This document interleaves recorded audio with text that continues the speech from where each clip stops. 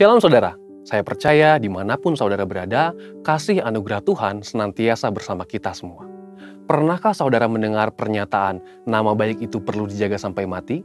Ternyata firman Tuhan juga mendukung hal tersebut. Amsal 22 ayat 1 menuliskan, nama baik lebih berharga daripada kekayaan besar, dikasihi orang lebih baik daripada perak dan emas. Dalam edisi Voice of Pentecost kali ini, kita akan membahas mengenai the true personal branding. Apa yang ada di pikiran kita ketika mendengar nama Daniel? Gua singa, seorang yang tidak kompromi terhadap dosa. Bagaimana dengan Daud? Orang mengingat Daud sebagai Raja Israel, seorang yang dekat dengan Tuhan, atau dosanya terhadap Batsheba. Ketika kita dapat mengingat suatu perbuatan atau sikap seseorang, bisa diartikan bahwa orang tersebut sudah memiliki personal branding.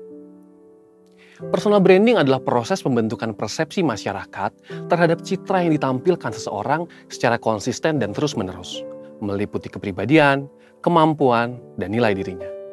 Misalnya ada seorang pendeta yang dikenal oleh masyarakat sebagai pendeta yang banyak melayani keluarga. Maka orang yang sedang bermasalah dalam keluarganya tidak ragu untuk datang minta dilayani oleh pendeta tersebut. Ada orang yang dikenal dermawan karena suka memberikan bantuan. Bahkan ada juga orang yang terkenal pelit karena memang pelit. Statement-statement itu menunjukkan personal branding yang dimiliki orang-orang tersebut di tengah masyarakat. Seorang marketing consultant, John Jantsch, mengatakan bahwa personal branding adalah seni untuk dikenal, disukai, dan dapat dipercaya. Apakah orang percaya perlu memiliki personal branding? Tentu saja.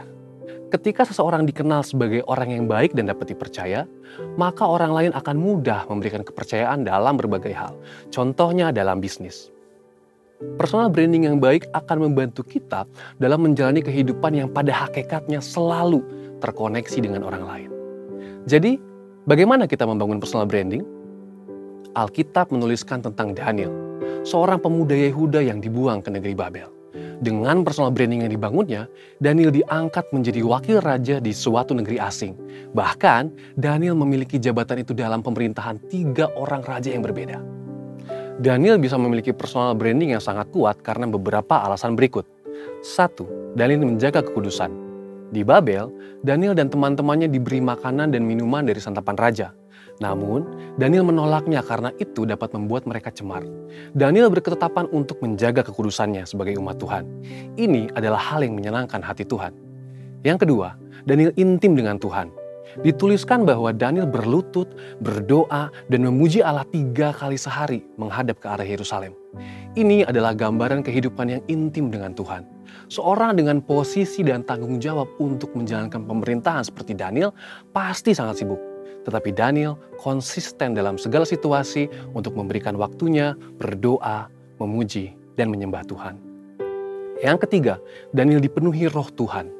Daniel dapat melakukan hal-hal besar karena dipenuhi roh Tuhan. Ada perkara-perkara yang tidak dapat dilakukan oleh manusia, tetapi Daniel oleh pertolongan Tuhan dapat melakukannya. Contohnya adalah menafsirkan mimpi orang lain. Dalam prakteknya, saat ini salah satu cara termudah dan paling efektif untuk membangun personal branding adalah melalui media sosial.